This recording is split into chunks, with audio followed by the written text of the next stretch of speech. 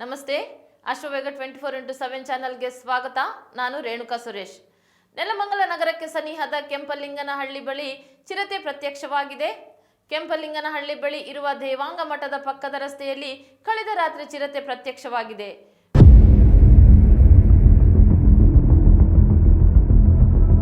ವಾಹನವೊಂದರಲ್ಲಿ ತೆರಳುತ್ತಿದ್ದ ಸ್ಥಳೀಯರು ಚಿರತೆ ದೃಶ್ಯವನ್ನು ಮೊಬೈಲ್ನಲ್ಲಿ ವಿಡಿಯೋ ಮಾಡಿ ಅದನ್ನು ಸಾಮಾಜಿಕ ಜಾಲತಾಣಗಳಲ್ಲಿ ಪ್ರಸಾರ ಮಾಡುವ ಮೂಲಕ ಎಚ್ಚರದಿಂದ ಇರುವಂತೆ ಜಾಗೃತಿ ಮೂಡಿಸಿದ್ದಾರೆ.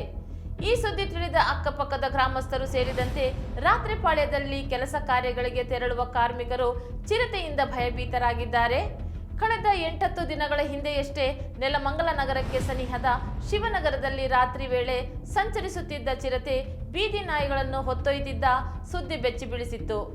ಈ ಸುದ್ದಿ ಮರೆಯುವ ಮುನ್ನವೇ ಇದೀಗ ನೆಲಮಂಗಲ ನಗರಕ್ಕೆ ಕೆಲವೇ ಕಿಲೋಮೀಟರ್ ದೂರದಲ್ಲೇ ಇರುವ ಓಡಾಡುತ್ತಿರುವ ಸುದ್ದಿ ಗಾಬರಿ ಹುಟ್ಟಿಸಿದೆ.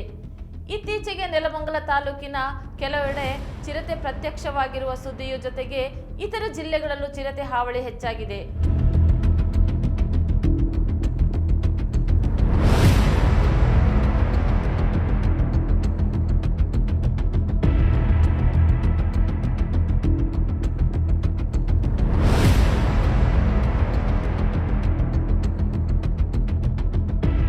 ಇದರಿಂದ ಅರಣ್ಯ ಇಲಾಖೆಯ ಅಧಿಕಾರಿಗಳು ಮತ್ತು ಸಿಬ್ಬಂದಿಗಳ ಹೊಣೆ ಹೆಚ್ಚಾಗಿದೆ. ಆದ್ದರಿಂದ ಹೇಗಾದರೂ ಮಾಡಿ ಈ ಚಿರತೆ ಸೆರೆ ಹಿಡಿದು ಅದನ್ನು ದೂರದ ಅರಣ್ಯ ಪ್ರದೇಶಕ್ಕೆ ಬಿಟ್ಟು ಜೀವಹಾನಿ ತಪ್ಪಿಸಬೇಕೆಂದು ಸುತ್ತಮುತ್ತಲಿನ ಗ್ರಾಮಸ್ಥರು ಮನವಿ ಮಾಡಿದ್ದಾರೆ. ಇದು ಈ ಕ್ಷಣದ ಸುದ್ದಿ. ನಿರಂತರ ಸುದ್ದಿಗಾಗಿ ನೋಡ್ತಾ ಇರಿ ಅಶ್ವವೇಗ 24x7.